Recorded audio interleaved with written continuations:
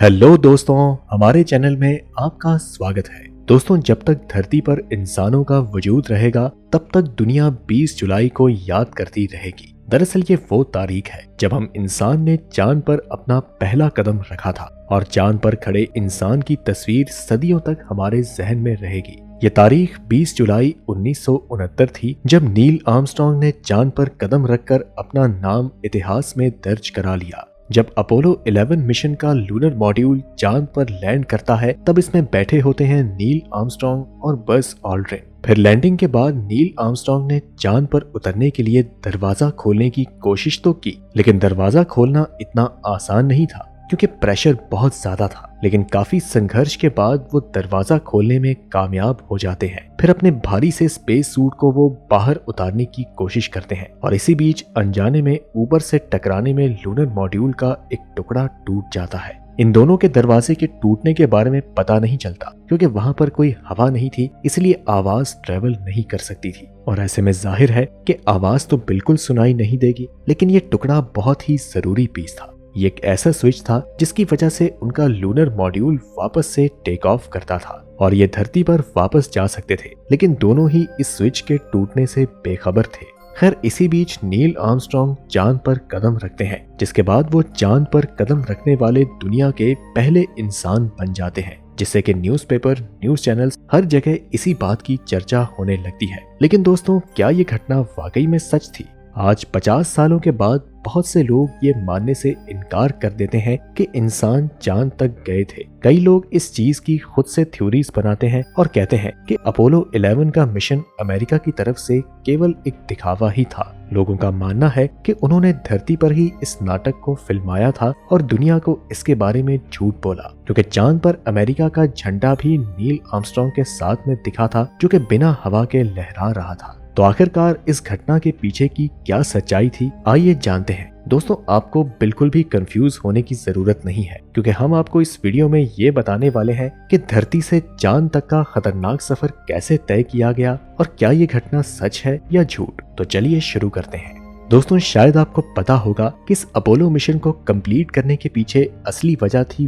War. Specifically कहा जाए तो कोल्ड वॉर। ये जंग अमेरिका और सोवियत संघ के बीच चल रही थी, जिसमें दोनों देश स्पेस में जाने की रेस लगा रहे थे। 1957 में सोवियत संघ ने दुनिया का पहला आर्टिफिशियल सैटेलाइट लॉन्च किया, जिसका नाम स्पुतनिक था, और ये पहला मानव द्वारा निर्मित यंत्र था जिसे धरती के ऑर्बिट में प्लेस किया गया। ये देखकर अमेरिका भी शॉक हो जाता है कि आखिर सोवियत संघ उससे आगे कैसे निकल गया। इसे देखने के कुछ ही साल बाद 1958 में अमेरिका भी अपने एक्सप्लोरर नाम के सैटेलाइट को लॉन्च करता है। लेकिन उसके 3 साल बाद 1961 में अमेरिका को एक और बड़ा झटका लगता है जब सोवियत के यूरी गैगरिन स्पेस में जाने वाले पहले आदमी बन जाते हैं। इसके ठीक एक सप्ताह बाद अमेरिका के प्रेसिडेंट जॉन एफ कैनेडी अपने वाइस प्रेसिडेंट को एक लेटर लिखते हैं और पूछते हैं कि आखिर कैसे हम सोवियत संघ को हरा सकते हैं। वो चाहते थे कि कोई ऐसा स्पेस प्रोग्राम हो जिसे हम जल्द से जल्द अंजाम दें और सोवियत संघ से आगे निकल जाएं। जिसके बाद ये रियलाइज करते हैं कि सबसे बड़ा कदम होगा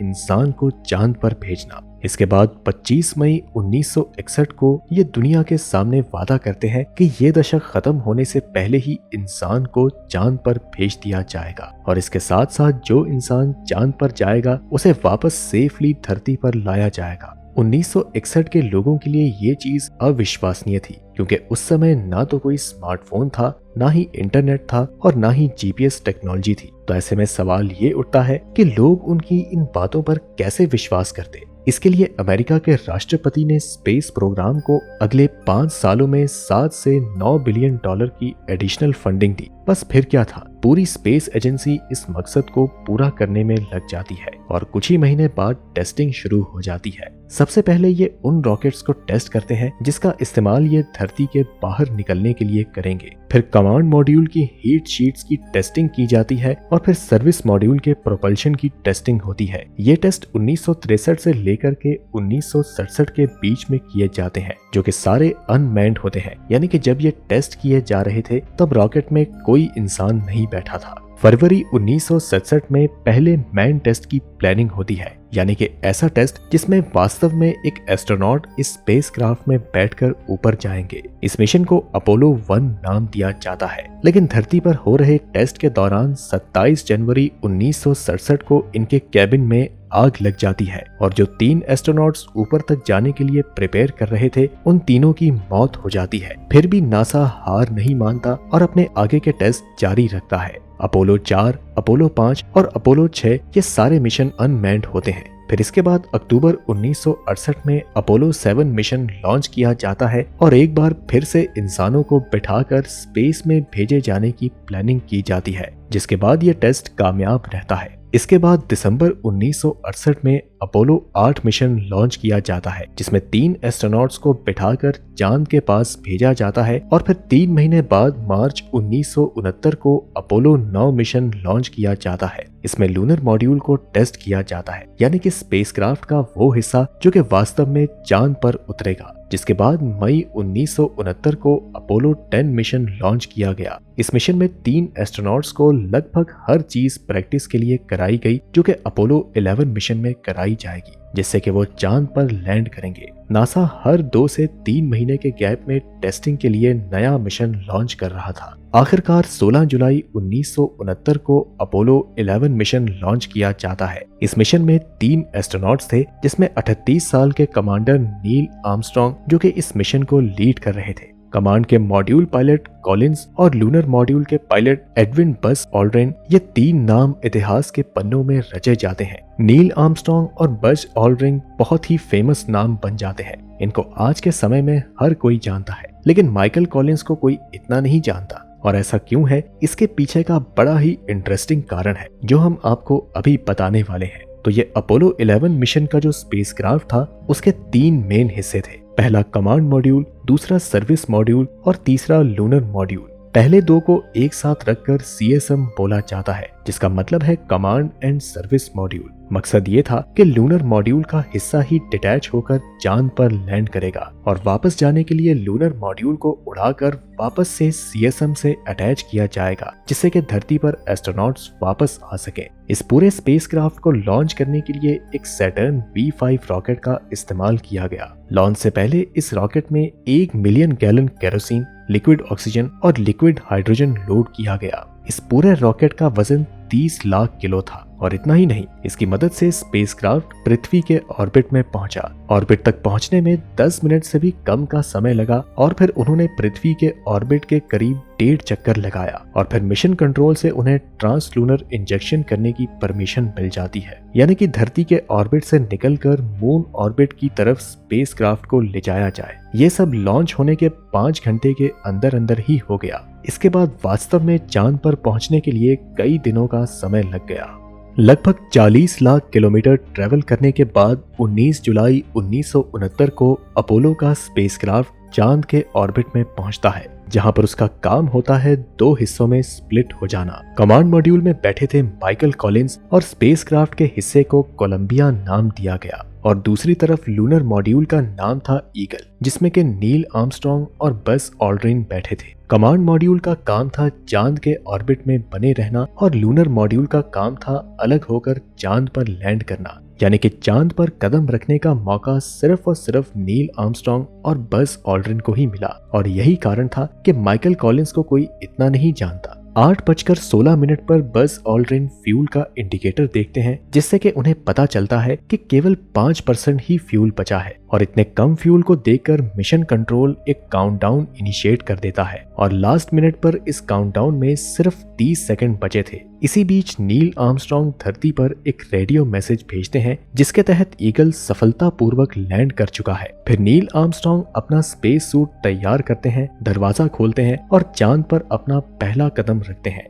इस हैरतअंगेज पल को 650 मिलियन लोग लाइव अपने टीवी से देख रहे थे, जिसके बाद दुनिया को उनके पहले शब्द सुनाई देते हैं और वो शब्द थे that is 1 small step for man, 1 giant leap for mankind. जिसके बाद बस ऑल्ड्रिन भी चांद पर अपना कदम रखते हैं और करीब आधे घंटे तक ये चांद की मिट्टी और पत्थरों के सैंपल कलेक्ट करते हैं और फोटो खींचते हैं। टोटल मिलाकर ये 23 किलो पत्थर और मिट्टी का सैंपल चांद से कलेक्ट करते हैं और पीछे चांद पर छोड़ जाते हैं अमेरिकन झंडा। लूनर मॉड्यूल को करीब 21 घंटे तक चांद पर रहना था, इसके बाद उसे वापस ऊपर जाकर CSM मॉड्यूल से अटैच होना था, लेकिन दोस्तों एस्ट्रोनॉट्स इस बात से अनजान थे कि बाहर निकलते समय इंजन को चलाने वाला वो स्विच दरवाजे से लगकर टूट गया था, जिसकी बात हमने वीडियो की शुरुआत में ही बताई थी। जब वो दोनों वापस अपने लूनर मॉड्यूल में लौटते हैं तब उन्हें इस चीज का एहसास होता है। वो मिशन कंट्रोल को इस डैमेज के बारे में बताते हैं, जिसके बाद बस ऑल्ड्रिन ने रियलाइज किया कि अगर वो सर्किट टूट गया तो ऐसी कौन सी चीज हो जिससे कि वो सर्किट जोड़ा जा सके। इसी बीच उन्हें अपना पावर बॉल पॉइंट पेन दिखाई देता है। फिर उस सर्किट को वापस जोड़ने के लिए वो उस पेन का इस्तेमाल करते हैं। आखिरकार लूनर मॉड्यूल CSM मॉड्यूल के साथ री-अटैच हो जाता है, जिसके बाद स्पेसक्राफ्ट को धरती की तरफ मोड़ा जाता है। सर्विस मॉड्यूल पृथ्वी के एटमॉस्फेयर के कारण डिस्ट्रॉय हो जाएगा, तो इसलिए अब कमांड मॉड्यूल और सर्विस मॉड्यूल को एक दूसरे से अलग करना था। दोस्तों आप ये जानकर शॉक्ड हो जाएंगे कि इस मिशन में एस्ट्रोनॉट के मरने का रिस्क इतना ज्यादा हाई था कि अगर इन केस ये एस्ट्रोनॉट्स मारे जाते तो इसके लिए अमेरिका के राष्ट्रपति ने अपनी एक अल्ट्रानेट स्पीच तैयार कर ली थी। लेकिन थैंकफुली कमांड मॉड्यूल सेफली पृथ्वी के एटमॉस्फेयर से नीचे आ जाता है और पैराशूट के सहारे समुद्र में लैंड कर जाता है। इन सभी एस्ट्रोनॉट्स का वापस धरती पर जिंदा लौटना सही मायनों में एक मिरेकल था, क्योंकि इस मिशन में हर चीज जिस तरह प्लान की गई थी वो वैसा नहीं हुआ। आपको एक इंटरेस्टिंग चीज बता दें कि वापस लौटने के बाद इन तीनों एस्ट्रोनॉट्स को 2 हफ्ते तक क्वारंटाइन में रखा गया। ऐसा इसलिए ताकि ये किसी भी इंसान के कांटेक्ट में ना आए, और खतरा ये था कि इनमें कोई ऐसा बैक्टीरिया या वायरस ना हो जो ये चांद से लाए हो और वो यहाँ धरती पर इंसानों में फैल जाए। अमेरिका के राष्ट्रपति ने जो वादा किया था वो नासा ने कर दिखाया। अब लोग सोचने लगे कि कहीं ऐसा तो नहीं कि कोल्ड वॉर में अपना एडवांटेज दिखाने के लिए अमेरिका ने ये सब फिल्माया था। आपको बता दें कि अगर अमेरिका की तरफ से दुनिया को दिखाने का ये फर्जी अटेम्प्ट होता तो सोवियत संघ इसे कभी भी नहीं मानता। लेकिन 1970 और 1979 के बीच में पब्लिश हुई द ग्रेट सोवियत इंसाइक्लोपीडिया के अर्थ एडिशन में कई बार इस मून लैंडिंग को एक फैक्चुअल चीज बताया गया। अब दोस्तों आप सोच रहे होंगे कि उस झंडे का क्या जो उस चांद पर लहरा रहा था। अब चांद पर तो कोई हवा नहीं चलती, तो फिर वो झंडा लहरा कैसे रहा था? तो आपको बता दें कि इसका एक बहुत ही सिंपल सा रीजन है। दोस्तों जिस झंडे को नील आर्मस्ट्रांग और बज ऑल्ड्रिन चांद पर लेके गए थे वो एक स्पेशली डिजाइन झंडा था। आमतौर पर झंडे में एक लंबी वर्टिकल रॉड डाली जाती है, लेकिन इस वाले झंडे में ऊपर की तरफ एक हॉरिजॉन्टल रॉड भी डाली गई थी, जिससे कि झंडा झुका हुआ ना दिखे। क्योंकि नासा में काम करने वाला हर कोई जानता था कि झंडे को अगर हम चांद पर जाकर प्लांट करेंगे तो वहां पर हवा ना होने की वजह से वो लहराएगा नहीं, और वो झंडा इसलिए लहरा रहा था क्योंकि उसमें एल्यूमिनियम की रॉड थी और वह स्प्रिंग की तरह एक्ट कर रही थी। तो दोस्तों इस वीडियो को देखने के बाद आपको क्या लगता है? क्या ये मून मिशन सच था या फिर इसे दिखावे के लिए फिल्माया गया था? हमें अपने जवाब कमेंट में जरूर बताएं। हम फिर आपसे मिलते हैं अगली वीडियो में।